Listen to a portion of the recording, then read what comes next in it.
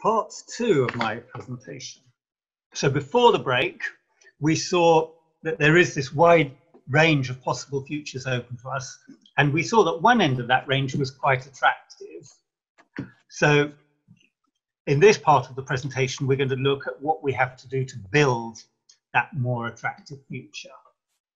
And before we get into that, I'd like to just say the economy, if you think about it, is a system that we have put in place to provide goods and services to people. And of course, it's a very complicated system, but to make it simple, we can think of it as being like a pie, where the size of the pie represents the amount of goods and services that the economy as a whole has produced, and the slice represents what each individual actually gets.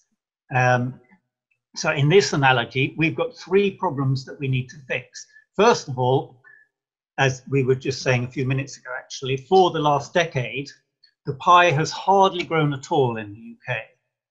Secondly, when it does grow, some of that growth is bad for the environment. And thirdly, most people's slices are smaller now than they were in the year 2007. So those are quite serious questions. But in principle, the answer is simple. Firstly, we need to make sure that when we do grow the pie, the growth isn't harmful. And secondly, we need to make sure that we grow it faster and share it more fairly. And if we can do that, then we will produce that desirable future that we talked about in part 1. So let's begin by just looking at this issue of good growth and bad growth.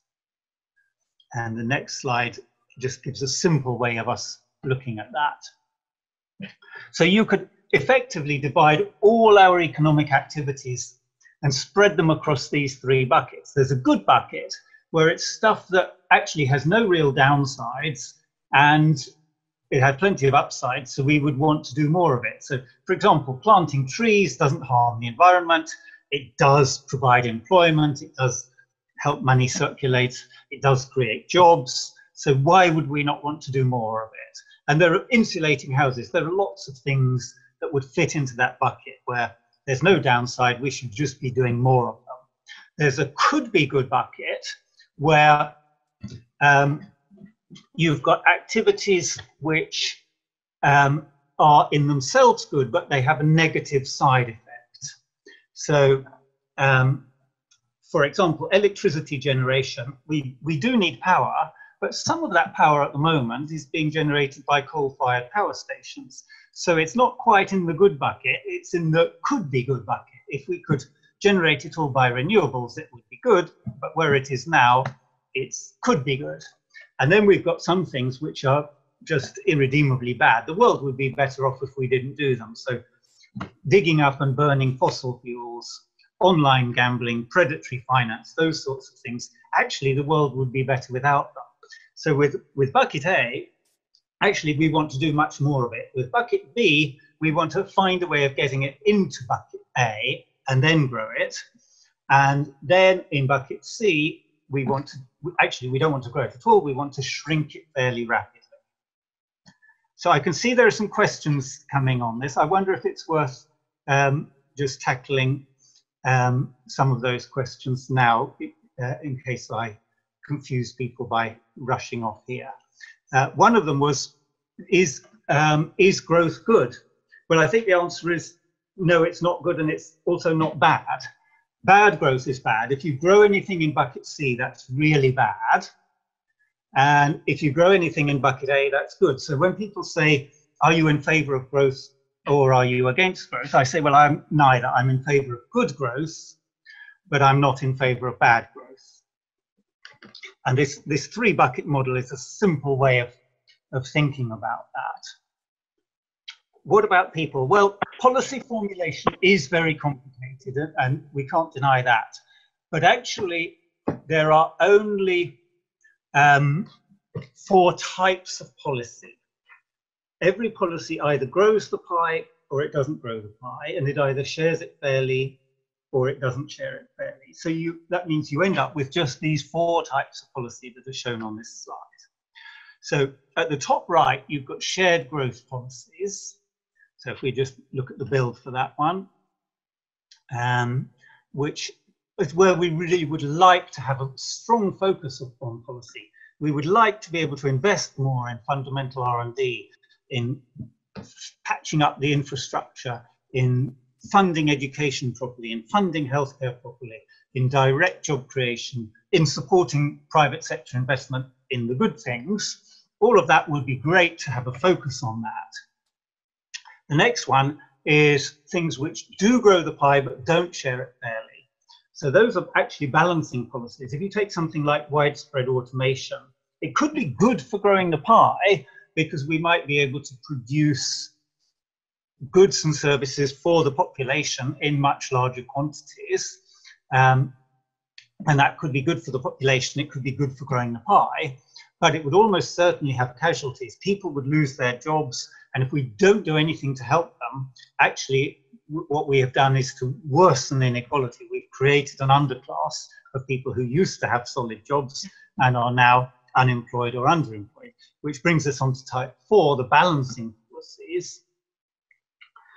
And we need to use those to balance the type 1 policies. So, for example, raising the minimum wage would be a way of helping to balance out inequalities, paying benefits to people who have been made unemployed, helping people reskill. All of those things could be balancing policies. And if we just take a practical example of why this thinking is important, in France, Macron wanted to introduce a fuel tax for environmental reasons. And from an environmental perspective, that was a good idea.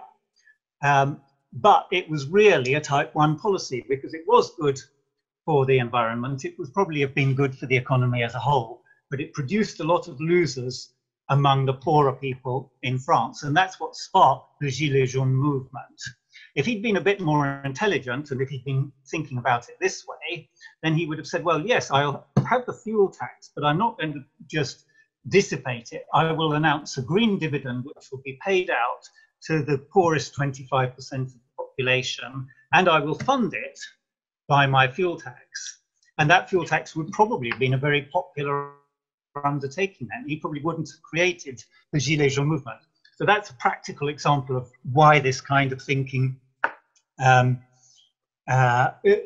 could be important.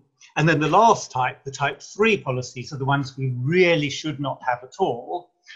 If you fund tax cuts by reducing benefits, which go to the least well off, and reducing public services, that is a vulture policy. It doesn't grow the pie, and it also worsens the sharing of the pie.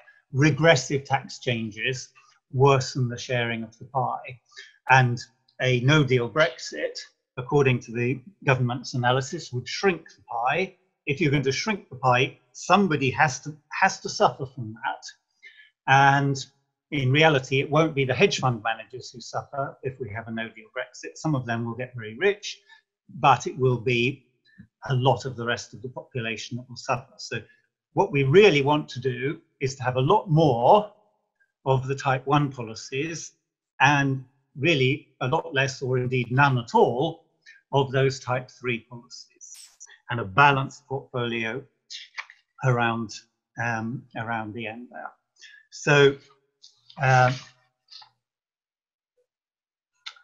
what does that mean? Well, that means if we have that balanced portfolio, we can be looking at going on to these pre-2010 trends, or maybe even a bit higher, and we could be looking at creating a world in the future which is not a utopia, but it is that sort of attractive world we talked about in part 1, where our children's generation, instead of being the first generation that expects to be poorer than their parents, would expect to be maybe about 50% better off than we have been.